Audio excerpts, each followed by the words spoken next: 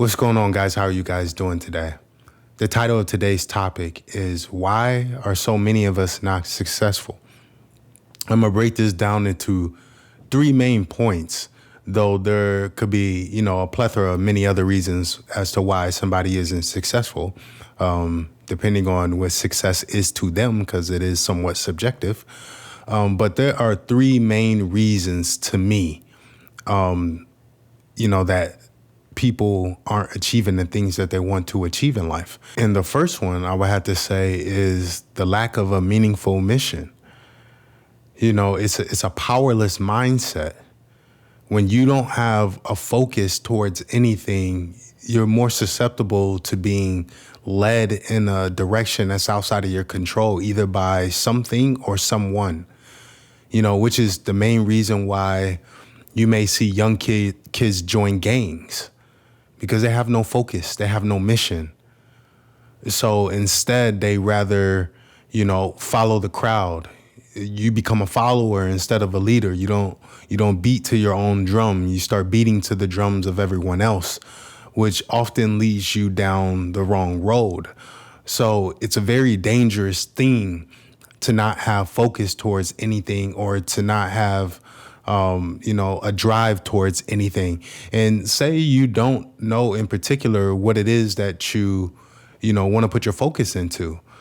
It's okay. It's still a mission when you're searching for that. You can just say that I'm looking for, different opportunities. Looking for opportunities and looking to do things is still a mission in itself. So just because you don't have a mission in the moment, an objective in the moment that you're trying to achieve, doesn't mean that, you're not focused towards anything. But when you're not really doing anything, my mom used to always say, an idle mind is the devil's playground. You get to doing things that isn't particularly good for you, which is why I like cities that have plenty of activities for kids to do, because the city I come from, they took away a lot of the things for kids to do. So because kids didn't have things to do, they didn't have, arcades to go to, or they didn't have roller skating to go to, or they didn't have things to do just to keep them busy. Instead, they did the things that they shouldn't have been doing. They were out, stealing from stores, stealing from the mall, joining gangs, just doing things that they shouldn't do. So an idle mind is the devil's playground. When you're not mission driven, when you don't have a meaningful mission, when you don't have focus or drive towards anything, it is very dangerous. And that's one of the main, downfalls as to why people don't achieve any kind of success in their life. And I would say number two is that people are crippled by fear. And it's okay to have fear. It's good for your body. You should be afraid if you don't have fear, if your body doesn't alarm yourself. But it's different when you allow that fear to control you. That's the problem. That's when it becomes the issue. Because when you fear something, first of all, it's hard to stay committed to anything. You'll start off, but then you start to get afraid that you're not going to achieve whatever it is that you set out to be your goal. So you end up quitting, or results aren't coming fast enough. Or, you may start feeling the pressure of success. Maybe you are getting successful and you're afraid of this success. You don't know how to handle it, and it just freaks you out, and you end up, quitting. There's a lot of people that have struggled to maintain success. They're called one-hit wonders in music, that just couldn't handle success because maybe it came too fast, and it scared them, and things were just moving way too fast, and they end up quitting. So we can't allow fear to control us, because what fear also does is it stops us from taking risk. And if you're afraid to take risks, then most likely you won't be successful, because the ability to take risks and having the courage to take risks is vital to having any type of success in any arena of your life.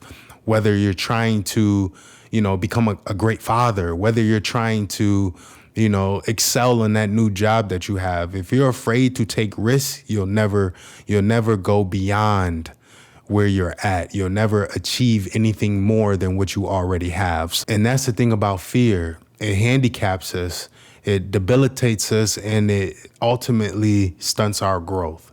So we have to learn to have fear, but not allow it to control us. To have fear, but still be able to march on, So yeah, just make sure you're not allowing that fear to control the direction of your life, or you'll simply plateau and never achieve higher heights. And the third reason why many of us struggle to achieve any kind of success in life is because we're crippled by self-doubt. And self-doubt, I like to call the dream killer. We have to get to the root cause of what is causing us to not have confidence in ourselves. What is causing us to allow our insecurities to control our life? Because if you lack self-confidence, if you are super high in your insecurities, it's going to kill your courage. It's going to kill your ability to want to try to achieve greater things for yourself. And courage is fundamental.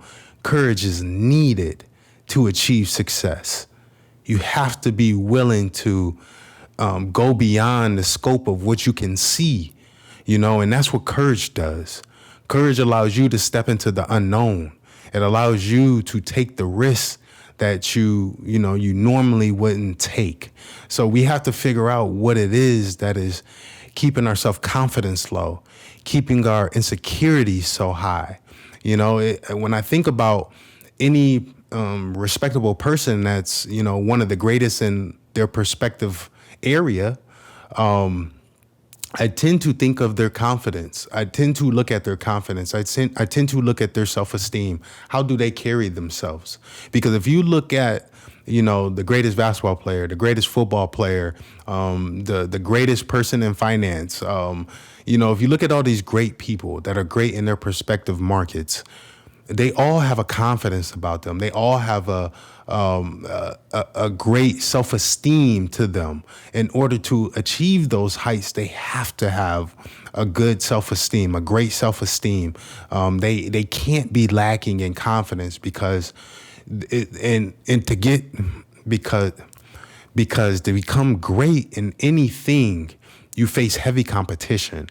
And if you are allowing yourself to look weak from a self-confidence point of view to your competitor, they're going to eat you alive. So you either have to really hide it, or you really have to get yourself to a point where you believe that you're great, where you have the self-confidence in yourself. I love when people talk that talk. You know what I mean? As long as it's not overboard and cocky, you can kind of tell the difference of somebody who's cocky and somebody who has just, a great amount of confidence in themselves. It's attractive. It's attractive. Women love confident men, and men love confident women. People like confidence. So wear that, Don't be afraid to talk your talk. I love it. I love it because it shows me that you're confident in yourself and you believe in yourself. And that's what you have to have, is belief in yourself and belief that you can do what it is that you want to do. So yes, it all comes down to me to those three things in particular. There could be other things that stop you from being successful, of course. Opportunities, you may not have opportunities. There's many of other things, but I think these are the most self-inflicting things that stop you from achieving success for yourself. So I got a little gem for you guys. This doesn't have anything to do with the 3 reasons as to why most of us don't achieve success, but it pertains to what to look towards to when trying to achieve success. And what you have to do is remove self from, achieving success. You have to remove I, because when we're trying to achieve success, it can be selfish. We're trying to better ourselves, but that's not the way you become successful. The way you become successful is about serving others. It reminds me of Jesus in the Bible when he was washing his disciples' feet. And he told them, as you call me Father, as you look to me as your teacher, and you see me washing your feet, because washing somebody's feet is not something that's done by somebody that's higher in status. So as you see me humble myself to serve you, you should be doing the same to other people. So serving was very big in the Bible. Serving is very big in the Bible. There's many verses that have to do with serving. That is our whole purpose, to serve God and to save as many people as we can, to spread God's word. So it's all about service. And it's the whole idea of you reap what you sow, or paying it forward, or what goes around comes around, or good karma. Those are all relating to the Bible in the sense of when you serve others or you do good unto others, you receive blessings in return. So when you're trying to become successful at something, focus on serving the individual, serving your customer, serving the homeless person, serving whoever it is. And when you put your focus on serving, you reap rewards from it. No different than, starting a business. You're serving people. When you have a restaurant and you're making food for people, you're serving them. You're serving them. So focus on serving. Focus on doing for others. When I'm building a product, when I'm creating a product, I'm looking at how does this solve a problem that people are having issues with. So you're looking to serve.